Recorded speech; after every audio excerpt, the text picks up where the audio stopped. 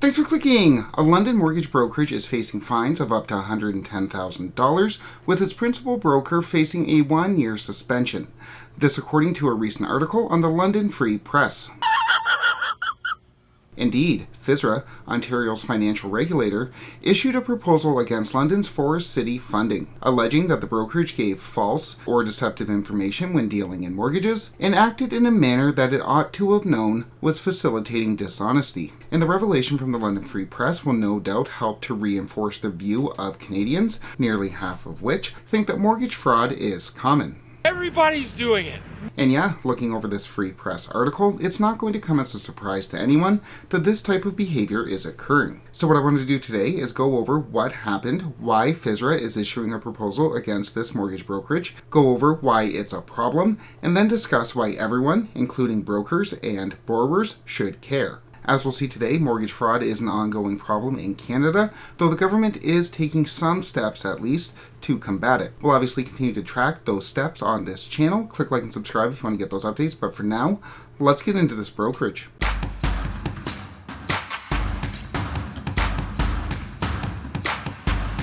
On to the notice of proposal. What exactly happened?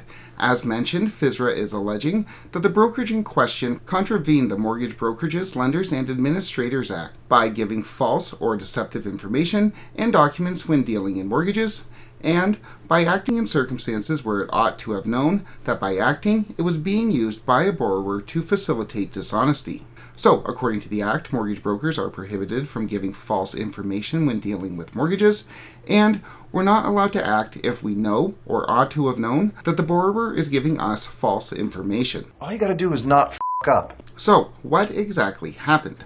According to the London Free Press article, the brokerage in question arranged both a first mortgage for the borrower and a second mortgage through another company called Solidity. And the issue arose with the source of the down payment, as for all of the 5 mortgages that FSRA investigated, secondary financing was prohibited, meaning borrowers were not allowed to borrow their down payment.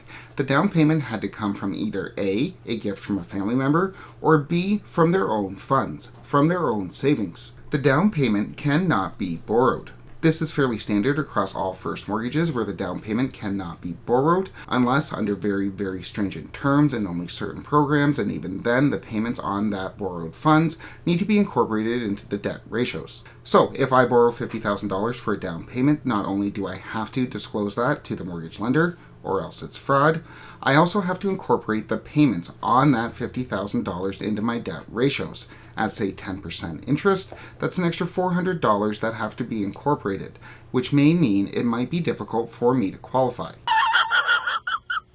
Unless, however, the first mortgage lender doesn't know I'm borrowing that cash. You're on a need-to-know basis, and you don't need to know.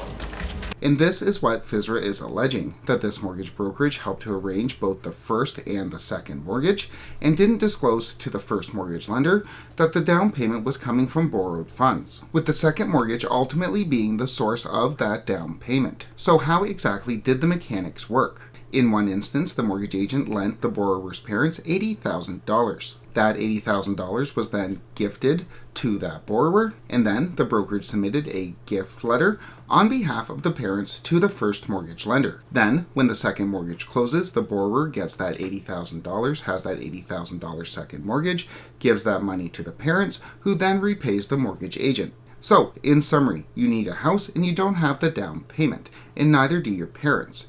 As such, your parents borrow $80,000 from your mortgage agent, they gift you that $80,000, and then once your house closes, you get a second mortgage for $80,000, give your parents that $80K, and your parents repay your mortgage agent. According to the Free Press article, the brokerage's principal broker even admitted that the purpose of the second mortgages was to repay family members that lent the money. And given that the first mortgage lender, whoever lent the majority of the funds, didn't know about this, that's a real problem. You and I are gonna talk.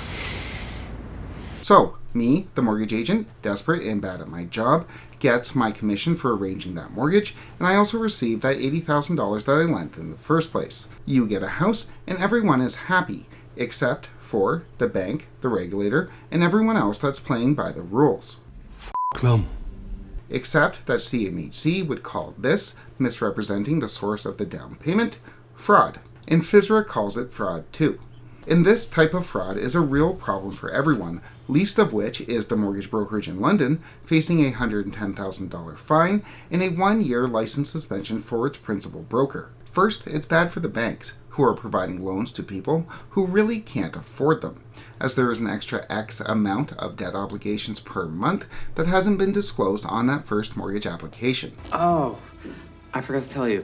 Second, it's bad for every other borrower, every other Canadian looking to enter into the housing market. We're all well aware of the supply shortage and the competition for housing and the upward pressure on prices stemming therefrom. Obtaining down payments from less than legitimate means puts artificial demand into the market, pushing up demand, pushing up prices that otherwise shouldn't be there. And finally, this could be a real problem for the mortgage borrower. If and when that first mortgage lender finds out about the fraudulent activity, they can call the loan, meaning the first lender can say, "Pay me now or I take the house." I think I want my money back. So, how prevalent is this type of fraud? Well, it's very difficult to track, though FSRA does publish a list of enforcement actions on its website. This is not income fraud, which the government recently announced a plan to try to stem.